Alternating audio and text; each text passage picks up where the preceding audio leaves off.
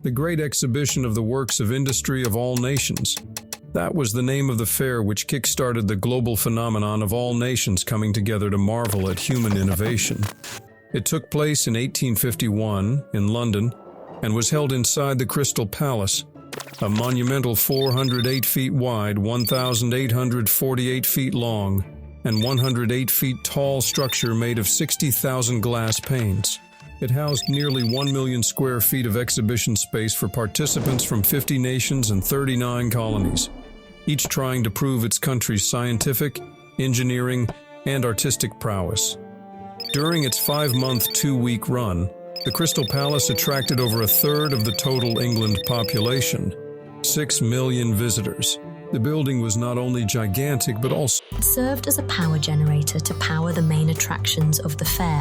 The 280-cubit-tall pyramid Akhet Khufu was perfectly aligned to the 4 cardinal directions, allowing it to harness energy from natural Earth's vibrations. Its pure gold tip enabled energy transfer to other structures at the site. The second biggest structure at the Memphis World Fair, and what was planned to be the main attraction, was the 274-cubit-tall Wer Khafre Pyramid. Just like the other pyramids at the fair, it was primarily built by priests using sonar technology. Wer Khafre was designed as a health beacon. It ensured the physical and psychological well-being of the fair visitors. Those who were ill could be admitted to the center of the pyramid for a fee and be cured of any ailment. The third pyramid, Netjeri Menkaure, stood 125 cubits tall and worked as a spiritual beacon. It guaranteed peace, open-mindedness, and kindness at the fair. For a fee, visitors could enter its center and attempt to connect to realms beyond Earth. Some visitors reported getting in touch with their lost loved ones. Others talked to gods.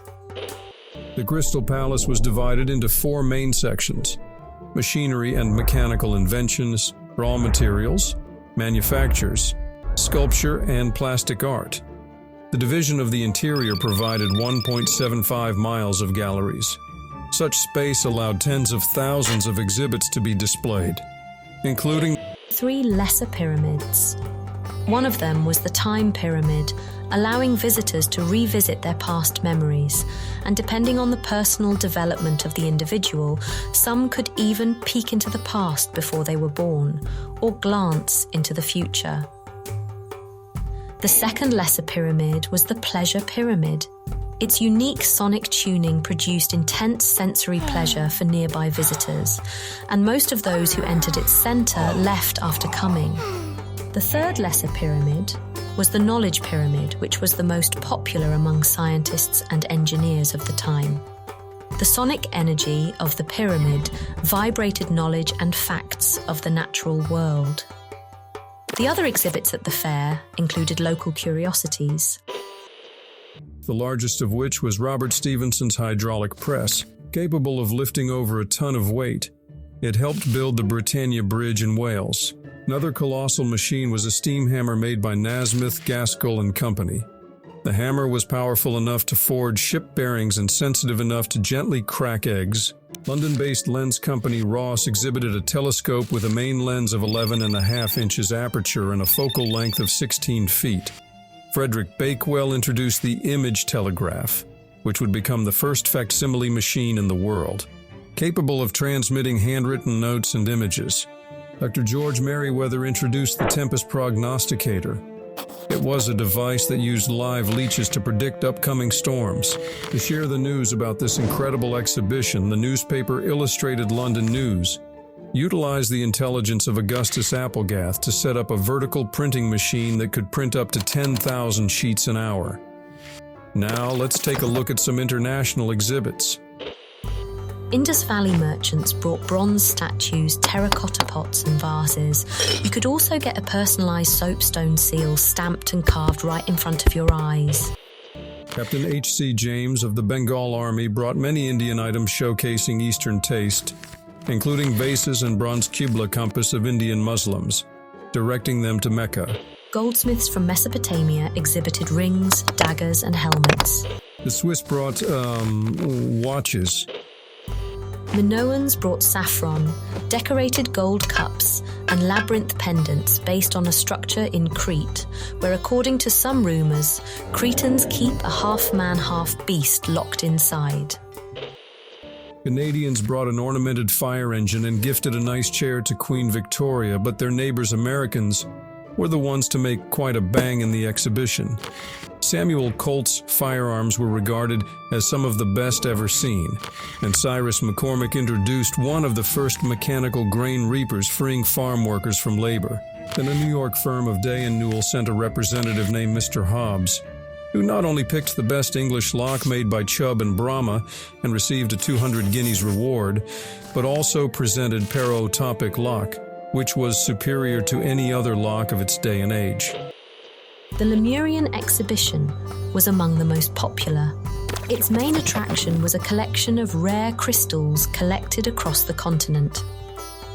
Lemurians also performed elemental acrobatics, including fire breathing, water conjuring, and even aerial levitation. Moreover, a Lemurian musical band performed ethereal tunes using their unique instruments.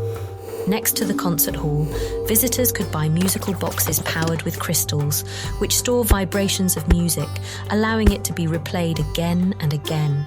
Similar technology is used for so-called memory boxes, which can record vibrations of the conscious experience and store them inside the crystals. France had the most foreign exhibitors, but to be frank, Frenchies showed nothing of value. Some dude brought this composition.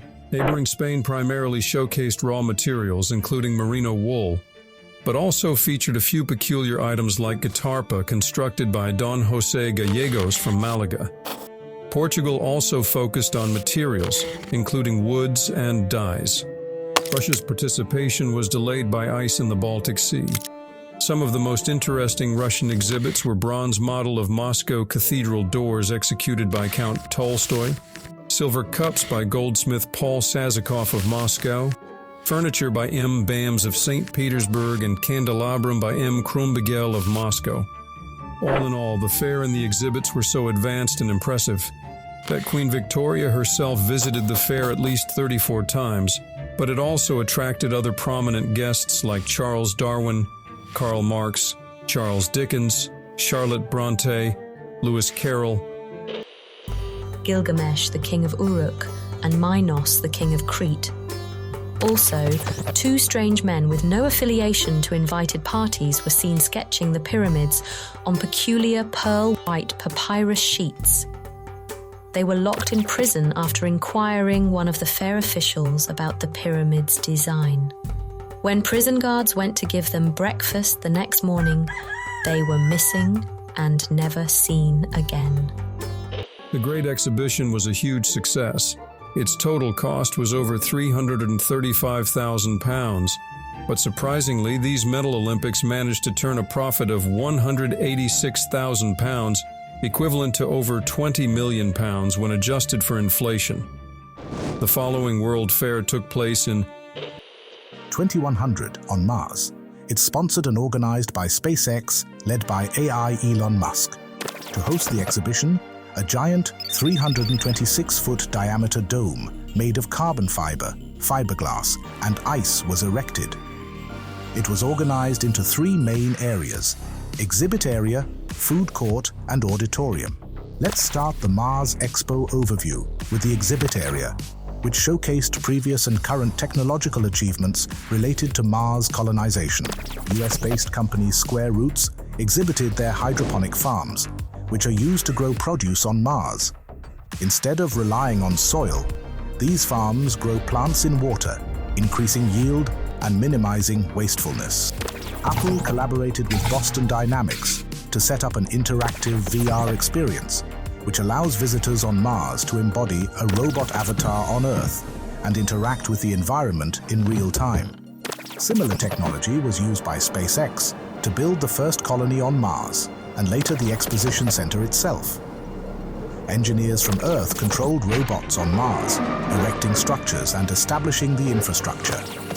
The exhibit area also included the Mars History Museum, where visitors could see the first Mars rover Sojourner, the living pods that were used by the first Mars colonists, and the miniature model of the rocket Falcon Super Heavy X that got them there, among other curiosities.